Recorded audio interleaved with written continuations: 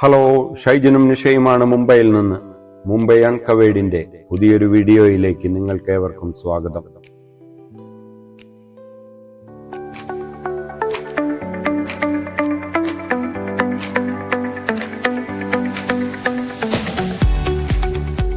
ഞാൻ ഇന്ന് നിങ്ങളെ പരിചയപ്പെടുത്തുന്നത് ബോരിബന്ദറിൽ നിന്ന് വിക്ടോറിയ ടെർമിനസായും പിന്നീട് ഛത്രപതി ശിവാജി ടെർമിനസായും ഇപ്പോൾ CSMT അഥവാ ഛത്രപതി ശിവാജി മഹാരാജ് ടെർമിനസ് എന്ന് വിളിക്കുന്ന ഇന്ത്യയിലെ ഏറ്റവും വലിയ മൂന്നാമത്തെ റെയിൽവേ സ്റ്റേഷനെ കുറിച്ചാണ്.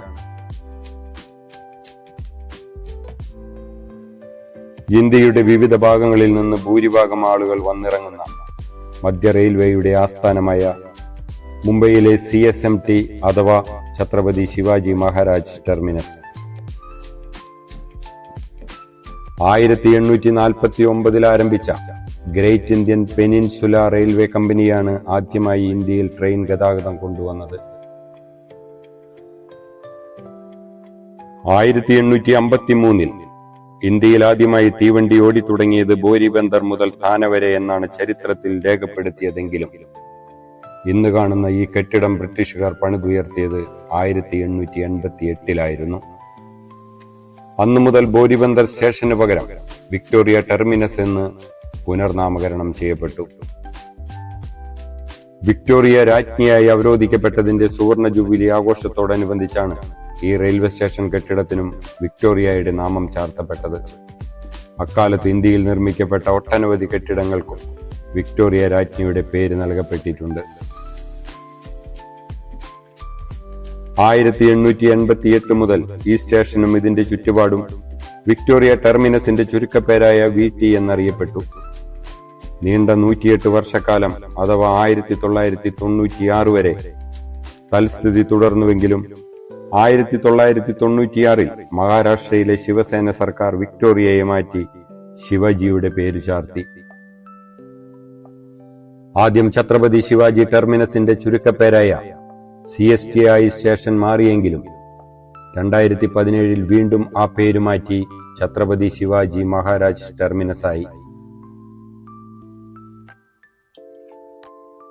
18 പ്ലാറ്റ്ഫോമുകളുള്ള ഈ റെയിൽവേ സ്റ്റേഷനിൽ 1 മുതൽ 7 വരെയുള്ള റെയിൽവേ പ്ലാറ്റ്ഫോമുകളിൽ മുംബൈ നഗരത്തിന്റെ ജീവനാഡിയായ സബർബൻ ട്രെയിനുകൾ സർവീസ് നടത്തുമ്പോൾ ബാക്കിയുള്ള 11 പ്ലാറ്റ്ഫോമുകളിൽ ഇന്ത്യയുടെ തെക്ക് കിഴക്കൻ സംസ്ഥാനങ്ങളിൽ നിന്നുള്ള ദീർഘദൂര ട്രെയിനുകൾ വരികയും പോവുകയും ചെയ്യുന്നു.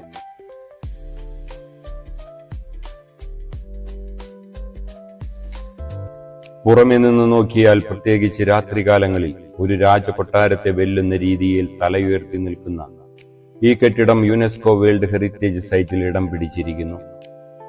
വിക്ടോറിയൻ ഗോതിക് ഡിസൈനിൽ പണി കഴിപ്പിച്ചിട്ടുള്ള ഈ കെട്ടിടം മധ്യ റെയിൽവേയുടെ ആസ്ഥാനമായി പ്രവർത്തിച്ചു വരുന്നു.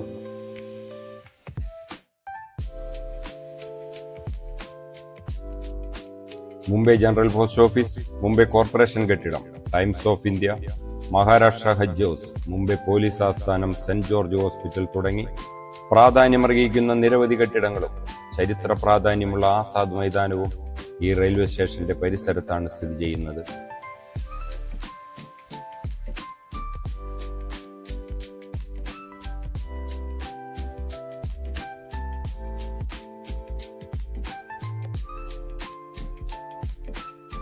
മുംബൈ അൺകവേർഡിന്റെ ഈ വീഡിയോ നിങ്ങൾക്ക് ഇഷ്ടപ്പെട്ടെങ്കിൽ സബ്സ്ക്രൈബ് ചെയ്യാൻ മറക്കല്ലേ.